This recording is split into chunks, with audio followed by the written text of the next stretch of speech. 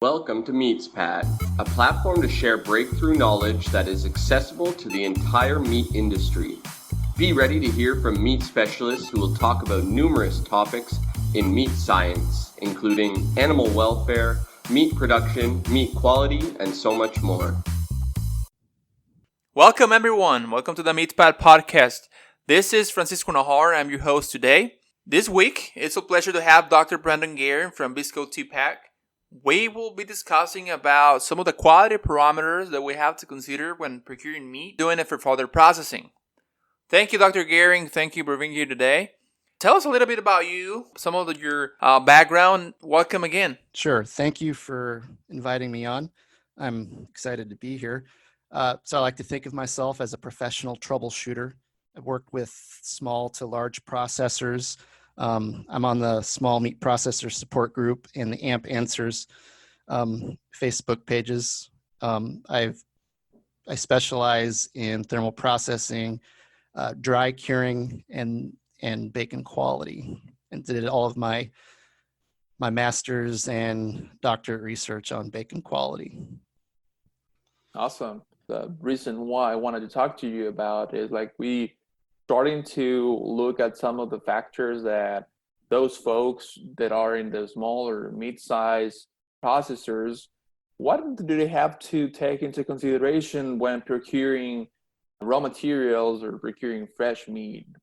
Yeah, that's a really good question to ask. So if you look at the USDA numbers, every single month this year, we've had excess of 300 million pounds of beef and 600 million pounds of pork in cold inventory, which means someone somewhere is ultimately going to get some type of boxed meat or a combo of meat that's been aged for X amount of time, whether it's frozen or fresh. And so one of the things that inevitably people might come into is they might end up having to manage frozen meat. And this can be a particular problem because everybody in the industry, their space is at a premium. So if you're not using it, it's not making you money, right? So typically that space is packed full. And so now all of a sudden you have frozen meat that needs to be managed. And so it's pretty common in GMPs, and heaven forbid it's not necessarily a HACCP or critical control point. Typically everyone says we're going to process this meat that we have within 5 days. And so let's say you get in a combo of frozen hams, and I think everybody knows because they've thawed out, huge turkeys for Thanksgiving, right? That the bigger the meat is, the longer it takes to thaw. And so what we might run into in this instance is we have no place to specifically manage this combo of frozen meat. And so we have to wait up to the end of that day, where our GMP needs it to go out. And so we run the risk of that meat not being properly thawed. And so when we, like in the case of these hams, we run them through the injection process where we're adding cure to them. Ultimately, because the interior of that meat is frozen, we're not getting any type of color development. And so those hams will go through the thermal processing cycle. And then when they're cut open, if no one's watching, we're sending out a product that's not properly cured. We don't have that nice cured pink color, or we have spots. And everyone will tell you, number one, the product needs to look good so that customer will buy it. And then number two, it needs to taste good so that they come back to it. In both of those instances, the ham's not going to look good and it's not going to taste good. And we've lost customers because we were not able to manage that frozen meat as it's coming through. So let's move into, further processing, and let's keep it simple for this next phase. Let's talk about dry aging and wet aging. And so dry aging and wet aging is a way to add value to beef, typically to beef. And so the aging, you add flavor, you add tenderness, because the natural enzymes within the meat start breaking down the muscle structure. And so wet aging is simply keeping that meat in a sealed bag for an extended amount of time.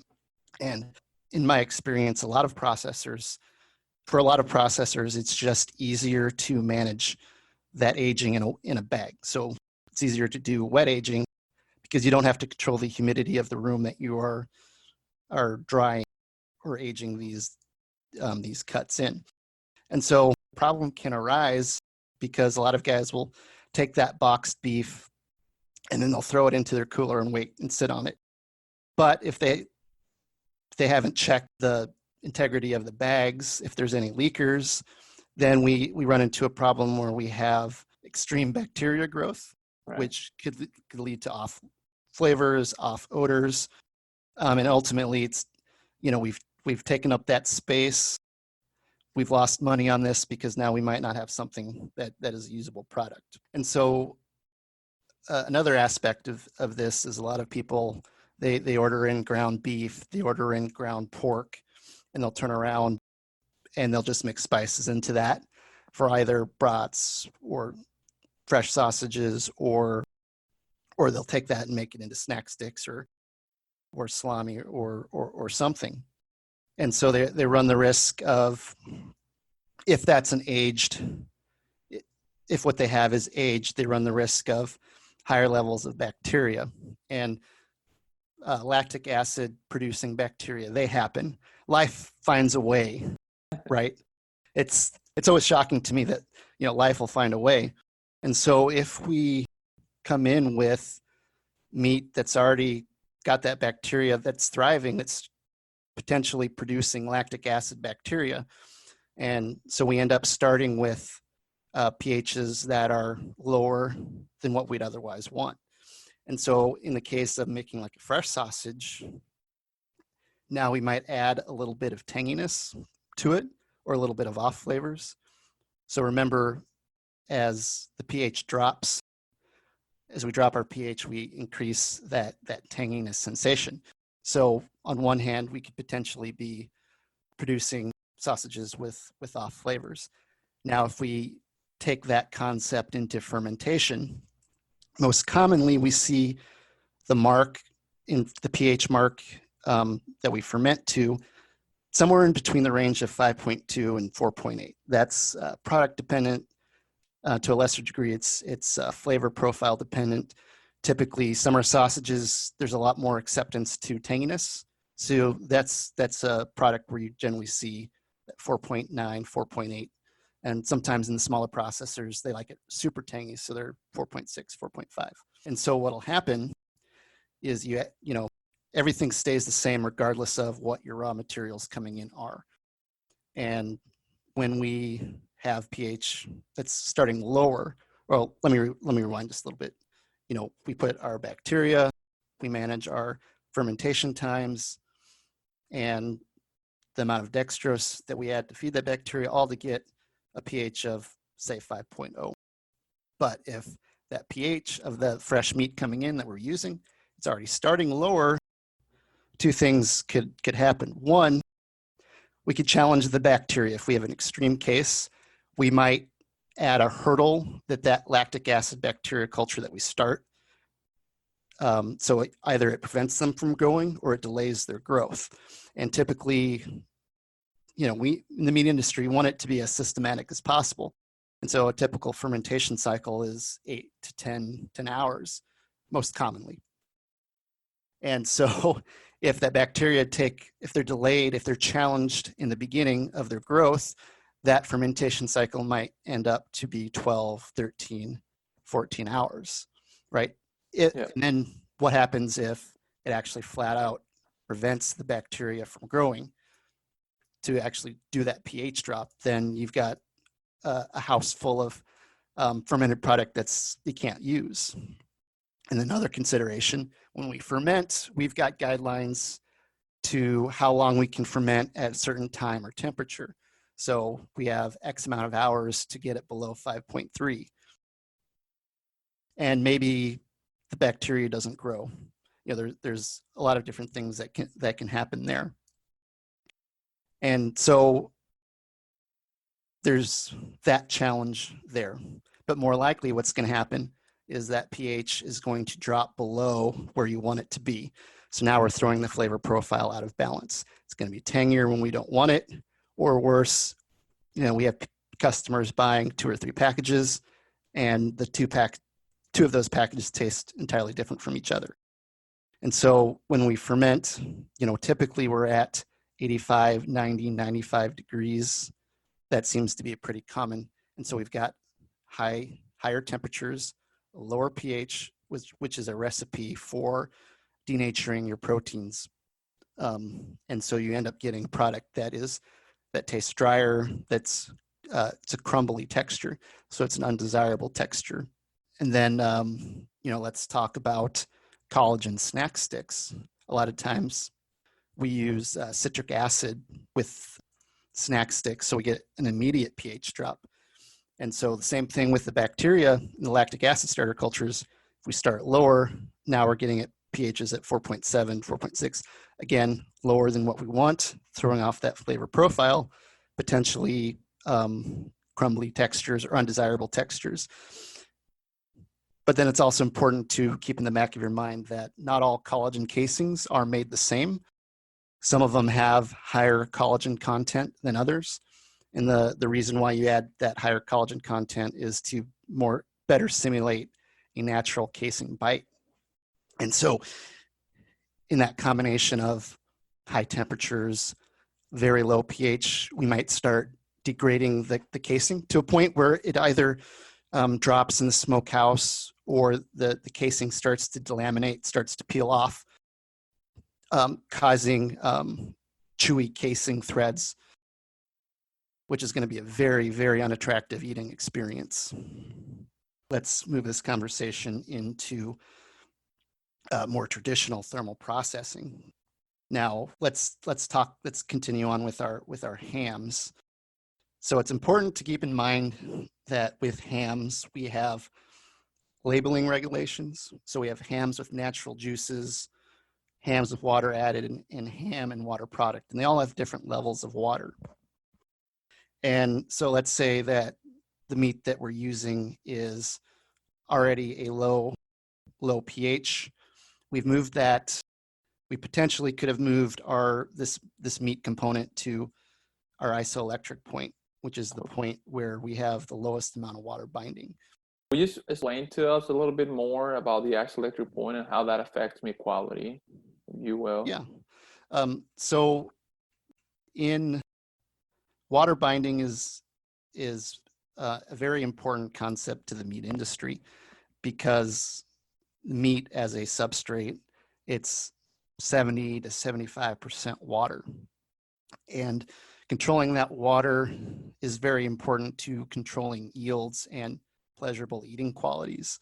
And so when we drop that pH, we're going from 5.6, 5.7.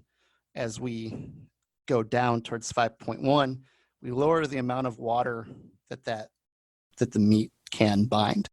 And generally, when we get to 5.1, in most systems, that is at a point where we hold the least amount of water. Now, we also typically add things that changes that curve a little bit. And so our isoelectric point might be 5.0, 4.9, depending on where we're at.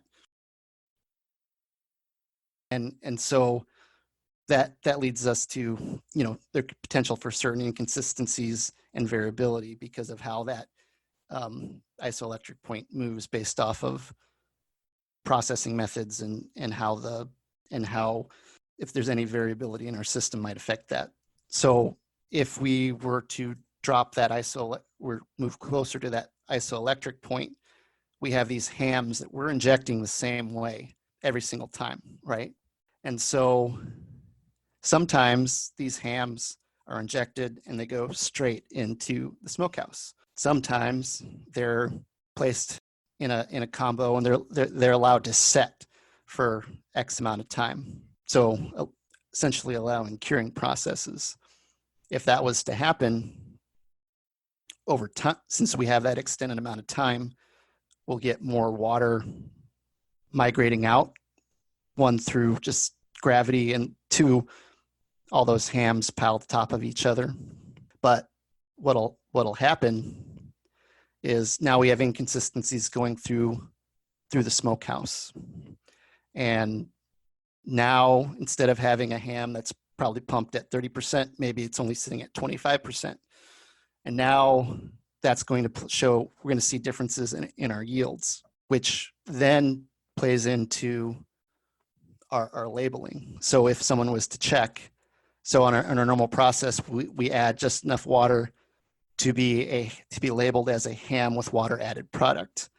But because of this poor water holding capacity, because we've got a dropped pH, or for other reasons, now we have a situation where it didn't hold the water, and it's not actually at that level of that you can legally label it as ham with water added.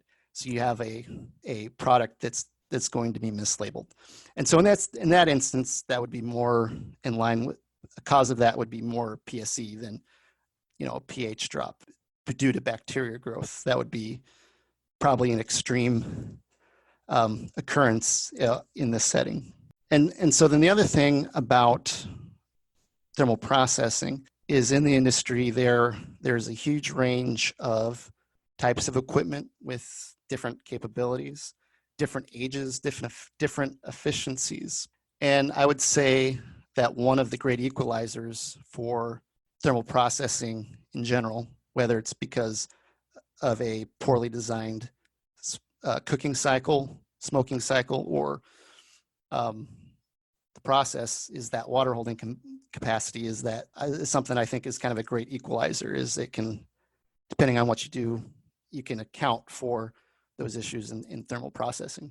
And so in this instance of hams, that PSE would be would have a huge detrimental effect in this example that we used.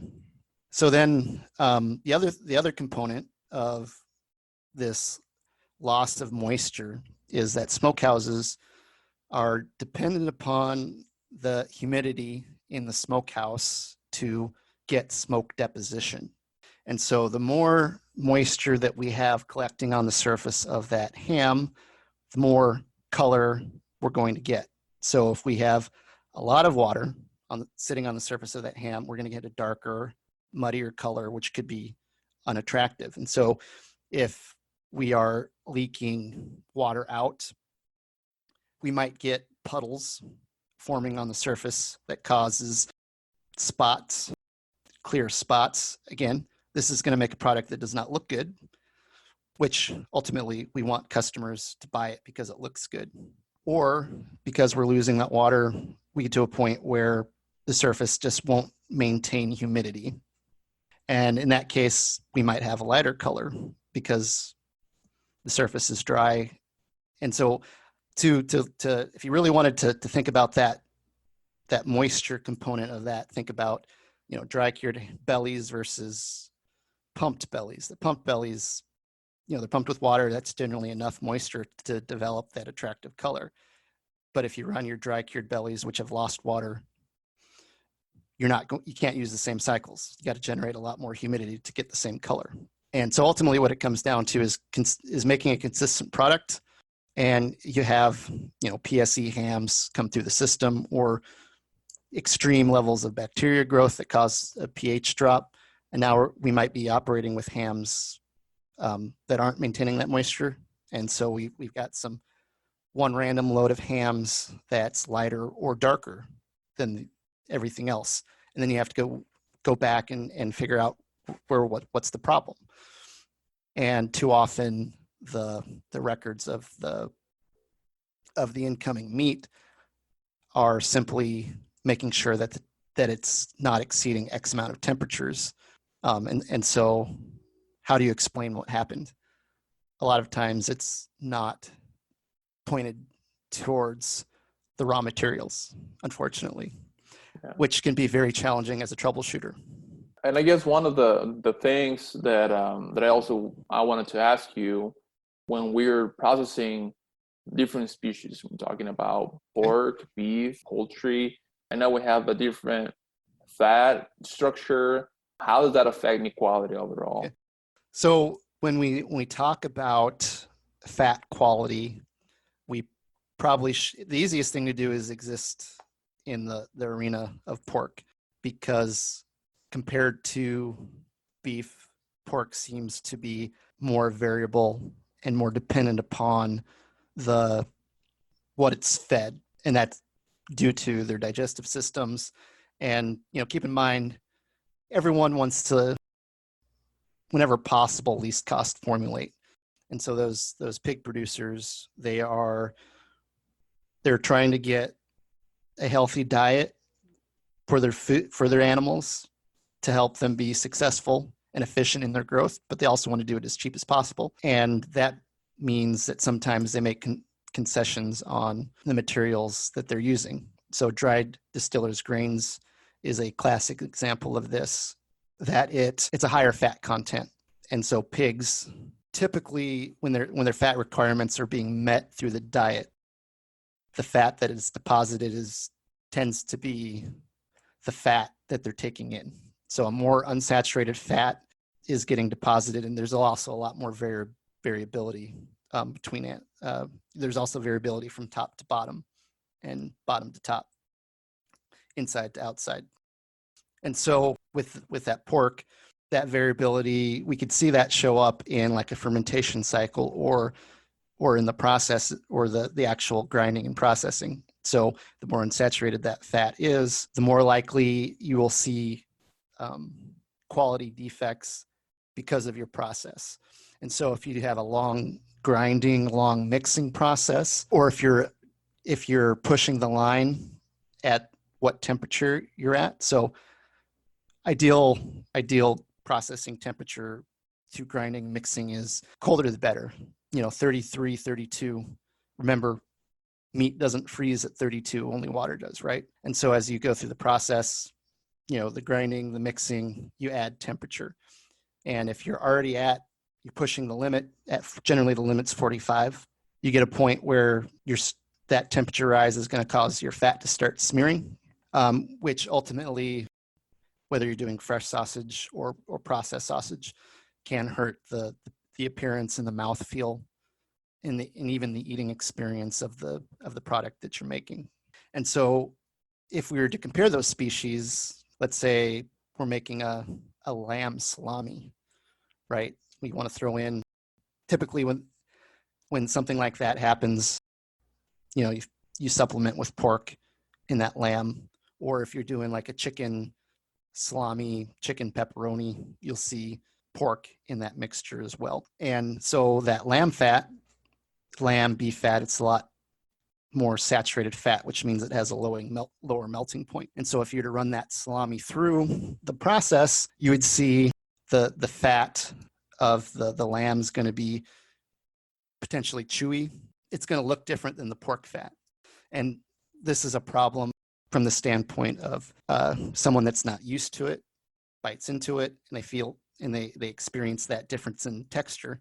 Now all of a sudden we have a bad product or a poor eating experience because it's outside of the norm.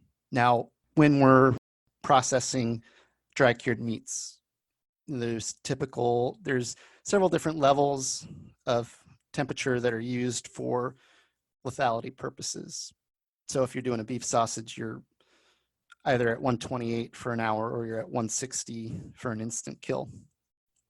And depending on what you do, you'll see the differences in the fat. Fat will be the less heat that you apply to it, the brighter that fat's going to be. And you see that when you look at, European salamis versus the US salamis, where they do not have the heat requirements, thermal processing requirements that we do here. And so there's advantages of, you could see variability through your fat block depending upon the fat quality of the pork that you're using, or if you're mixing with pork fat and or lamb fat or beef fat. And so then the other thing about that is shelf life. The more unsaturated the fat is, the more likely it is going to oxidize and cause off flavors. So in general terms, pork doesn't have the same shelf life as beef in general terms. And so that would also kind of follow through with our further processing. With, pork, we have more unsaturated fat, or maybe we have variability in how unsaturated it is. And so now we have variability in shelf life, potentially and theoretically, I should say. We do add stuff that gets around that, but I like to think of it as in terms of risk management. Right. Want everything as consistent as possible. This is very interesting topics. Shelf life is always an interesting component to talk about and to troubleshoot, because typically you have, to me, you ask me, I'm having troubles with my shelf life, and I say that can mean two different things. Where I like to distinguish between color shelf life and then microbial shelf life. And a part of that color shelf life, I should say the quality shelf life. Those questions can lead me down two different pathways for troubleshooting. And so ultimately it comes down to managing, if it's the quality, color, shelf life, it's managing the temperature, raw materials, where if it's bacteria, more commonly it involves the actual meat management, packaging. Hygiene procedures, Yes. Yep. All the GMPs. Yep. We have an additional question for you. What are some of the most important attributes that you think anyone graduating with a degree in meat science should have to be successful in the meat industry? So the number one thing that I think is important to being successful in the meat industry is being able to ask good questions. So a lot of times when you're troubleshooting, the people that you're talking to, you're asking them questions that they're not directly observing. They're not directly managing those areas. And a lot of times they're not sure what things are 100% important. And then there's also the time commitments they have to everything else. And so ultimately in that troubleshooting process, you have to probably walk through the cycle 2 or 3 times. If you ask good questions, then you're going to trigger things that people didn't think they knew, didn't think that they was important. And ultimately it's the things that you don't know that hurt you. And so being able to ask questions, have a big idea of the big picture, so generalized processing methodologies to try to pinpoint those areas that are in between observations. That's generally where the issues fall in, is where in between these observations, what's going wrong when we're not watching. So the second part of that is time management. So everybody loves a person that can multitask, and we all are better at it. Some are better at it than others. And so the science suggests that nobody is good at multitasking, but some are better at it than others. And that's important. That concept is important for your time management, because there's always deadlines. Everybody always wants something from you. Everybody always wants it from you now. And being able to prioritize your time so that you can better multitask. And so essentially it's not multitasking, it's managing those tasks. And so that's the name of the game. Multitasking, in my observations, like everybody has kind of migrated away from ability to multitask. And I would argue that multitasking doesn't exist. It's prioritizing and time management of tasks. I am no exception to this. When I left school, you have this thought that you know everything and that you know better than everybody else. And that is a horrible attitude to have. because there's always been somebody that's doing it longer. There's always been somebody that's doing it better. And that prevents that communication and prevents you from asking the right questions to help so you being get to the bottom humble. of the problem. Yeah. There's a lot of people that will not admit that they don't know. And when you do that, and the person knows that you don't know, is more detrimental to that working relationship than actually saying, hey, I don't know, but I'm going to find it and I'm going to work with you to find the answer. I agree. Everybody benefits from it. I agree on this one. And I think that saying no or saying I don't know is not the end of the world. I mean, just admitting that we don't know everything. There's a lot of information out there that we cannot be an expert on everything. So it's just always good to ask. And we encourage everyone to ask questions. And I see that in a lot of places in areas where, there's, if we were to specifically look at thermal processing, there's more than one way to skin a cat. And there's more than one way to make it work. You could be less efficient, but it works. And so there's our experiences, our knowledge is defined by our experiences. And our experience may not be the only experience that's going to get the job done. Well, thank you, Dr. Goehring, for being here today. Appreciate it a lot, and we'll see you soon. Yeah, thank you for having me. Thank you, folks, for listening to the MeatsPad podcast. For the following episodes, be ready because we will have a special guest who will discuss about many hot topics, including things to consider when expanding our slaughter capacity. We'll also talk about meat color and packaging, and a lot more. Now, you can go online and subscribe at our website, www.meatspad.com, and you will receive free ebooks containing valuable information about our podcast. Thank you very much, and we will see you on the next episode.